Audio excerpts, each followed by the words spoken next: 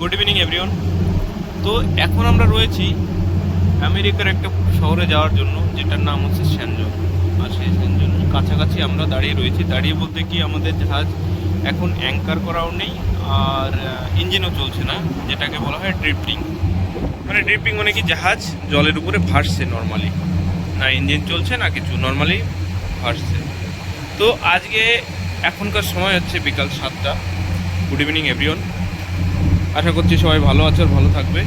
তো চলো আজকে একটু দেখে নিই বিকালবেলার সিনটা, এত সুন্দর লাগছে, একটু অনুভব করে নিই, একটু ফিল করি বিকালের সিনটা। তো এটা হচ্ছে আজকে সেই বিকালটা, যে বিকালটার কথা আমি বললাম যে এত সুন্দর বিকাল। সত্যি সুন্দর লাগছে আমার কাছে।